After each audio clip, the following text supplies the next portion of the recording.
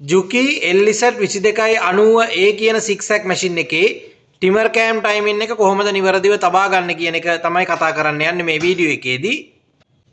මුලින්ම machine එකේ hand wheel එක කරකවලා මේ රතු පාට dot mark එක bed එකේ cut mark එක කෙලින් ගෙනලා නවත්ත ගත්තා. ඊට පස්සේ දැන් ඔයගොල්ලන්ට පේන ඇති දැන් මම timer cam එක බුරුල් කරගෙන තියෙන්නේ. ඒ වගේම timer cam එකට දාලා collar එකත් බුරුල් කරගෙන තියෙන්නේ. right?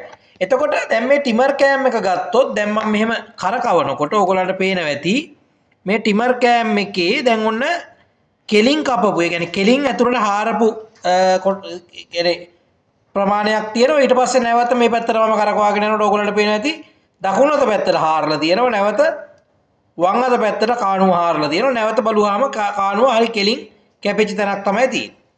මෙන්න මේ ඩොට් මාක් දෙක අපේ පැත්තට පේන්න මේ විදිහට කෑම් එක තියාගත්තා.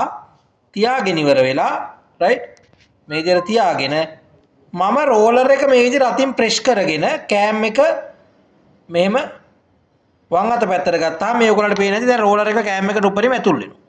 අන්න ඔය අවස්ථාවේදී දැන් ඔයගොල්ලන්ට පේන ඇති මේ දැන් මේ ඩොට් මාක් දෙක අපේ පැත්තට පේනකොට දැන් මම රෝලර් එක ඇතුල් කරලා තියෙන. ඒ කියන්නේ කෑම් එකේ අර කට් ඒ කියන්නේ කෑම් එකේ ගෲ එක කෙලින් කපලා තියෙන වෙලාවේදී දැන් ඒ වෙලාවේදී අර කොලර් කියන්නේ මම දැන් රෝලර් එක ප්‍රෙස් කරගෙන ඉන්නකොට කෑම් එක පොඩි ප්‍රමාණයක් මේ වම දකුණ මට ගන්න පුළුවන් මේ.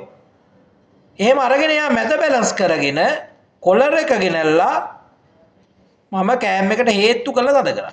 හේතු කරලා තද කරනවා කියන්නේ දැන් මම කෑම් එක කොලර් එකට හේතු කරගත්තාම මේ කිසිම කියන්නේ ටච් වීමකින් තොරව රෝලර් එක කෑම් එකේ අර ගෲ එක ඇතුළට බහින්න ඕන. ඊට පස්සේ මම නැවත කොලර් එකේ දෙවෙනි ඇනේ තද කර ගැනීම කරනවා.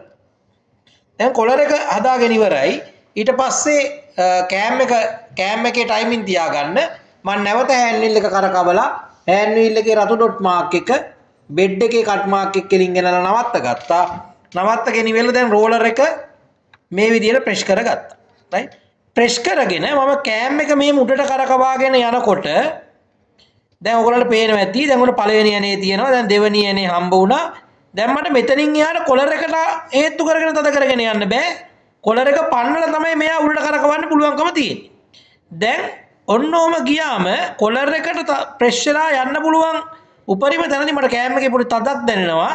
ඔන්න ඔය වෙලාවේදී රයිට් කොලර් එකට හේතු කරලා පල්ලෙහාට ගෙනියන්න පුළුවන් අන්තිම අවස්ථාවේදී මෙයා මේ විදියට තියාගෙන මම මෙන්න මේ කෑම් එකේ යන්නේ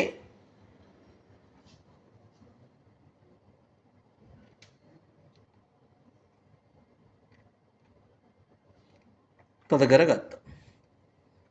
right ඊට පස්සේ දැන් මම තියපු ක්‍රිමර් කෑම් ටයිමින් එක හරිද නැද්ද කියලා බලන්න නම් මම නැවත රතු පාර ඩොට් මාක් එකට හෑන්ඩ් වීල් එකේ තියෙන රතු පාර ඩොට් මාක් එක හෙඩ් එකේ කට් මාක් එක කෙලි සමාන කරාම මට මේ රෝලර් එක කෑම් එකේ ටච් වීමකින් තොරව ඇතුල් වෙන්න ඕන.